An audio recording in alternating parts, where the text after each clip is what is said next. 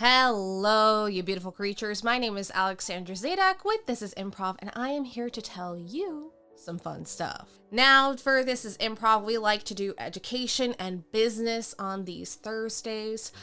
And today, in terms of education, I wanted to spice things up a little bit. Today, we will be talking about 13 superstitions in the theater world. That's right, lucky number 13. We will be discussing the creepy crawlies, the things that keep actors up at night, and the things you should never ever do while on stage. If you enjoy theater and improvisation, I highly suggest you hit that subscribe button so that you can keep up with our videos 3 times a week. I apologize if my eyes get a little squinty today, for I have ditched the glasses. And now to the superstitions.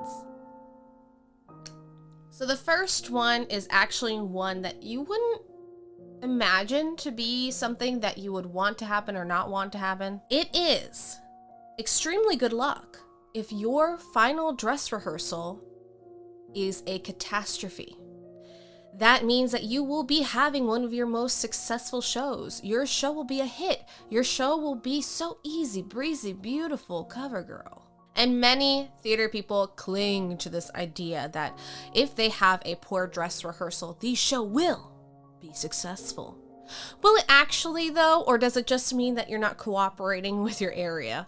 You never know. Is it really good luck if Tim gets hit by the flat over there? Because in my eyes, that means you lose an actor. But anyways, that is the first superstition. Suspicion number 2. This one isn't very well known amongst thespians, but it is a big no-no that started many years ago. You should never wear blue on stage. The color should never be a part of a costume. Now, the reasoning behind this was back in the day when theater was lovely and new, blue dye was extremely expensive. Blue was hard to get a hold of, so the costume designers and actors would be discouraged from wearing anything blue or requesting anything blue because the directors wanted to keep budget. So a bunch of producers had spread the rumor saying that blue is one of the unluckiest things to wear amongst the theater. And so the legend lives on. Hey, I totally understand why you would spread that rumor. Budgets are real. Superstition number 3. Never light candles in threes. Now, this one makes me laugh just because you should never have an open flame in a theater because of past knowledge of how many theaters have burned down, because prior to having electricity in the theater, there were flames everywhere, gas-lit lights and whatnot, and women's skirts would be caught against them and, well, you know, flames. But why in 3? Well, not only is it bad luck to just light fire in a theater in general, it's said that the person standing closest to the shortest wick is going to be the first to die. Candles have a lot to do with timing, the expression of time and the loss of it. A lot of times people would burn a candle to know what hour it was because they knew the amount of wax led to a certain amount of time. It's similar to a sundial or an hourglass. Now, I know the common superstitions are don't walk under a ladder or don't open an umbrella inside. These are very simple things, but the ones of the theater ruin or make the entire production or theater company. Now, the reason it's 3 candles is for the simplicity of the rule of 3. When things happen in 3, even in comedy, there is the rule of 3. 3 candles is extremely symbolic in its number. When you are the unfortunate party to stand next to the shortest wick, you are the unlucky person, the one with the shortest luck, the shortest life. This wouldn't only catch skirts in the theater during the time, but it would also be extremely flammable next to fresh paint. Thank goodness we have electricity now, although sometimes open wires. Anyways. Now, number 4, to me at first, I thought was just a habit. I thought it was just a courtesy. But number 4 is to always, and I mean always, turn on the ghost light prior to leaving the theater. Never forget the ghost light. Now you have to think, is this merely a matter of practical safety? Because it's true, theaters are dangerous. Theaters are dangerous. Many broken limbs happen in a theater. Many deaths have happened in a theater. So you have to be careful. When I say courtesy, it is when I do technical work and I leave the stage, you must turn on the ghost light because there are things such as the orchestra pit. And if there is a band who is playing during this show and someone happens to, I don't know, leave their wallet close to the stage because that's where they were getting their notes at the end of the dress rehearsal, and they take a misstep and dive into the orchestra pit, there will be one less actor. You also have to think of all the wires and cords and scenery that could be being stored around. It's a safety precaution. Safety first, guys. Or is it? Now, the reason it is called a ghost light is because it is placed there, in theory, so that the ghosts of the theater can have a light, either to ward them off or to give them a light for them to perform once again. Either way, I think people should be very grateful that the ghost light does exist because, accidents. Or not accidents. Oh my God. This next one, I never understood, and I learned it in college, but it was never explained to me. Never, ever bring a peacock feather on set, you heathen. They might be gorgeous. They might be beautiful. They might be so endearing, but an actor is to never carry one on stage. When in reading about this, I completely understand why this is a superstition. You see, the peacock feather at the end of it has an eye, right? Many people believe that this represents the evil eye. Some say that it is to ward off evil, while others think it brings great evil and destruction, depending on what happens. What is the intention while holding this evil eye? So if an actor is to carry the evil eye on stage, it brings bad luck not only to them, but could cause a disturbance amongst the audience members. You don't want to have an angry audience member, do you? So heed this warning. Never lay your hand upon a peacock's feather, for darkness will proceed. Superstition number 6, never use mirrors on stage. Don't do it. Do you hear me? Don't do it. Wanna know why? I'll tell you why. Because not only is it the superstition that if the mirror breaks, you will receive 7 years of bad luck. That's right, I said 7 whole years of bad luck, which is odd to me because the number 7 is supposed to be lucky, but if it breaks, you get 7 years of bad luck. I guess it's just the opposite of the number. Anyways, other thoughts and other brain cells. Getting back to the point. Mirrors are also said to be portals to the spirit world. This is something that is seen a lot in paranormal investigations. If you have 2 mirrors facing each other directly, it creates a portal. There are many hotels that are very haunted that represent this fable, that they have mirrors placed all over across in hallways where a lot of activity happens. Now, when you do this in a theater, a mirror is said to be a reflection of self, correct? It can also reflect light. Light is blinding when it comes into contact with a mirror, and some actors have injured their eyes or injured audience members from the reflection that has happened. It is extremely difficult to set a stage with a mirror on it. But it's very true. Anytime I see a mirror on stage with a singer, a lot of times they do it on The Voice, which is really weird.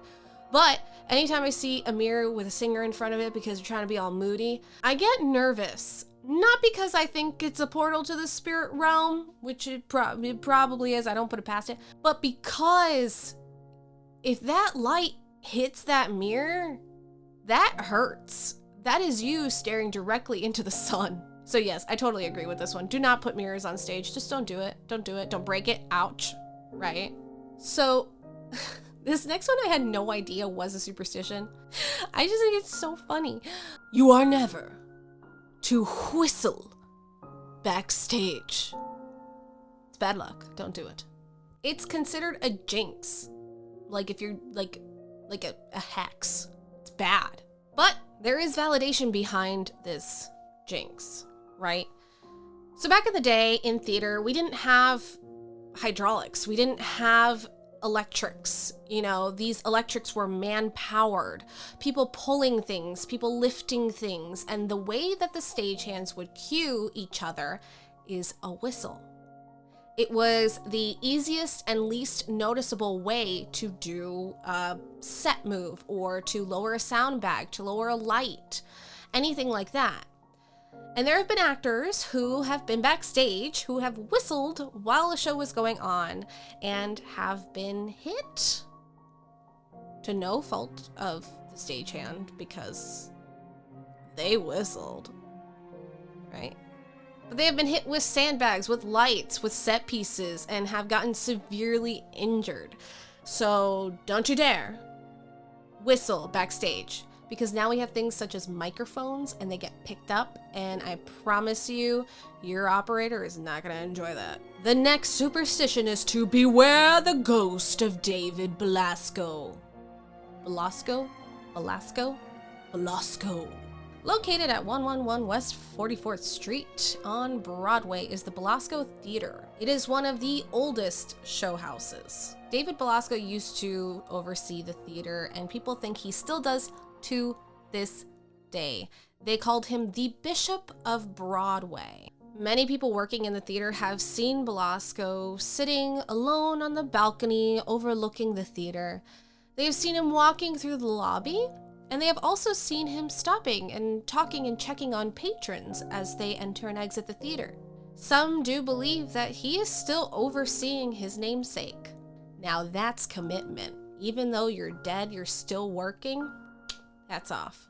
Never, don't you dare, give an actor flowers prior to their performance.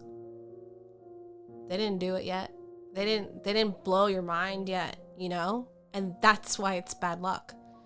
It's almost as though you're praising the actor for the work before they've even started the work, which means on stage, they won't have the best luck. They can forget lines, misplace a prop, forget a prop, take a misstep in their blocking, ruin a set piece. All because you wanted to give them daisies. After. Just wait till after. Give them a little gift for their hard work, you know? Always give the director a graveyard bouquet. Now that is not a design. That's not a design at all. You are to go to a graveyard, take a bouquet, and give it to the director after a show has finished.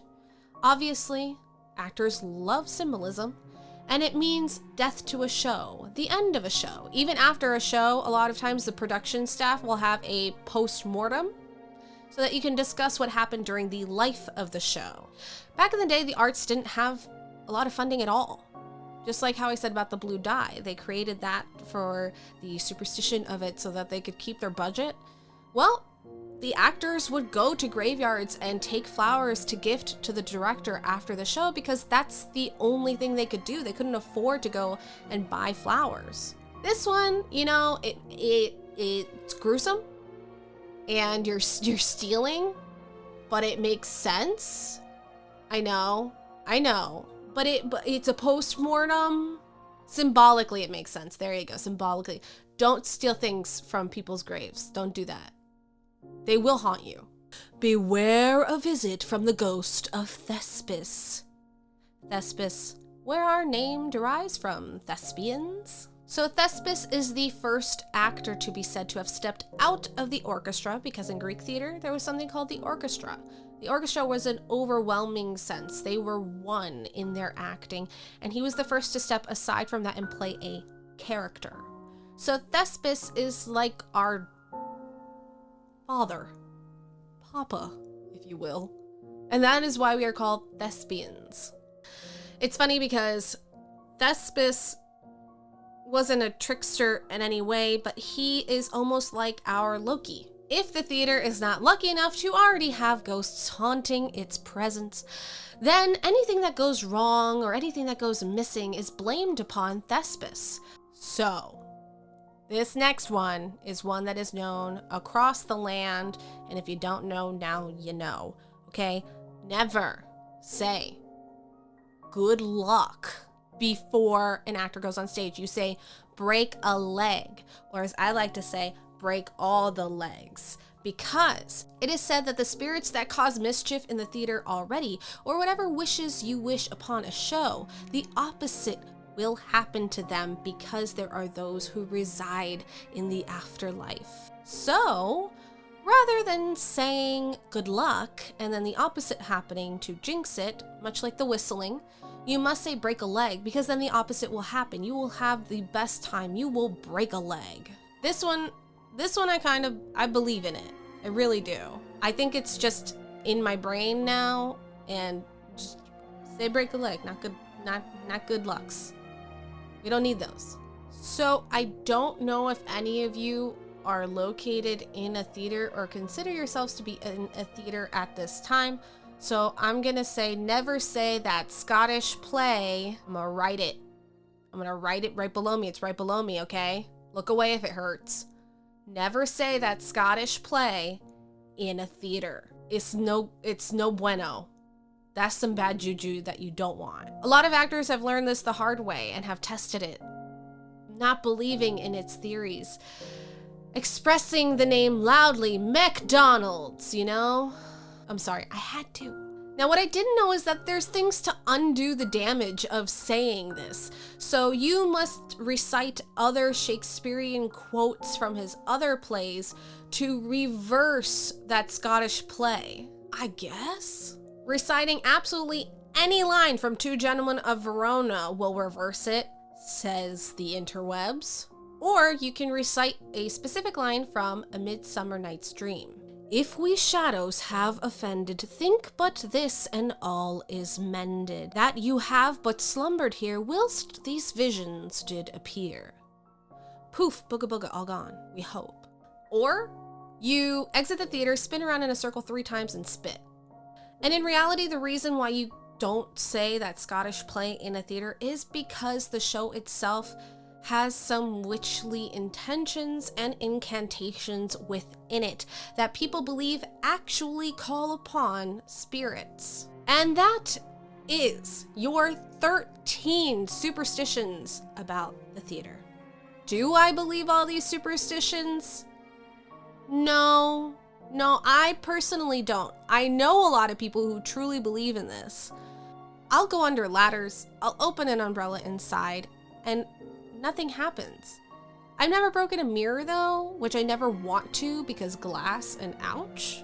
But personally, I don't believe in those kinds of superstitions, just because I feel that you should make your own fate in the world. And yes, sometimes things happen, but they happen because your brain wants them to happen.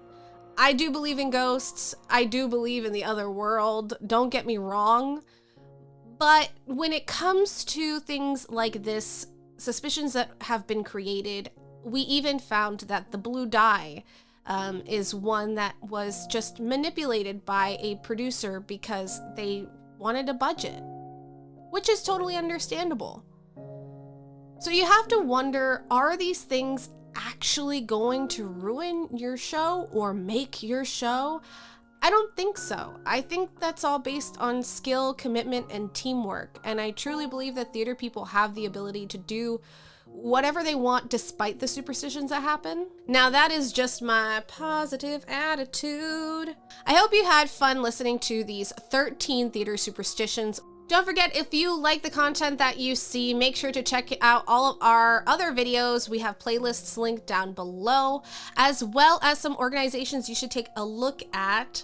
Don't forget to subscribe. Have a wonderful, beautiful, magical, majestical Mr. Mistopheles rest of your day. My name is Alexandra with This is Improv. Thank you, everybody. Goodbye. Mick.